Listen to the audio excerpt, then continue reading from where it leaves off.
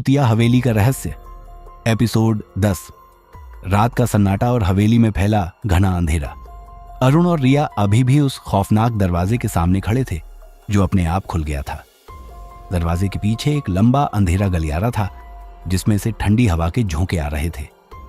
रिया ने कांपती आवाज में कहा, अरुण, हमें यहां से वापस चलना चाहिए। लेकिन अरुण की नजर उस गलियारे में रखे एक पुराने ट्रंक पर थी। उन्होंने धीरे धीरे आगे बढ़कर ट्रंक खोला तो अंदर एक पुराना फटा हुआ पत्र रखा था। पत्र पर खून के धब्बे थे और उसमें लिखा था, इस हवेली में जो आता है वह कभी लौट कर नहीं जाता। ये पढ़ते ही रिया की चीख निकल गई और उसी पल हवेली की दीवारों पर एक परछाई दौड़ती हुई दिखाई दी। अरुण ने रिया का हाथ पकड़कर कहा, रिया, हमें इस जगह के हर राज्य को जानना होगा। वे दोनों आगे बढ़े और गलियारे में लगे पुराने चित्रों को देखने लगे। हर चित्र में एक ही चेहरा था, एक अजीब सी मुस्कान लिए खौफनाक आंखों वाला आदमी जिसकी तस्वीरें हर कुछ कदम पर दिखाई दे रही थीं।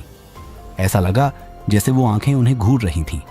अचानक एक तस्वीर जोर से जमीन पर गिर पड़ी और उनके सामने एक छुपा हुआ दरवाजा प्रकट हुआ। डरते डरते अरुण ने दरवाजा खोला तो एक अंधेरे कमरे में कई मोमबत्तियां जली हुई थीं और बीच में एक पुराना संगीत बॉक्स रखा था। जैसे ही रिया ने बॉक्स को छूने की कोशिश की, अचानक हवेली में गूंजता हुआ संगीत बजने लगा और उनके पीछे दरवाजा खुद ब खुद बंद हो गया। रिया ने सहमे हुए कहा, अरुण, ये जगह हमें खत्म करने वाली है, हमें यहां से निकलना होगा। लेकिन अरुण ने ठान लिया था कि वे इस भूतिया हवेली का हर राज जानकर ही रहेंगे। तभी दीवारों पर साया और गूंजती हुई हंसी ने हवेली को और भी डरावना बना दिया। अचानक एक तेज हवा का झोंका आया और कमरे की हर मोमबत्ती बुझ गई और वहां किसी की भारी सांसें सुनाई देने लगी। क्या अब बच पाना मुमकिन होगा? रिया और अरुण एक अज्ञात खतरे के और करीब पहुंच चुके हैं।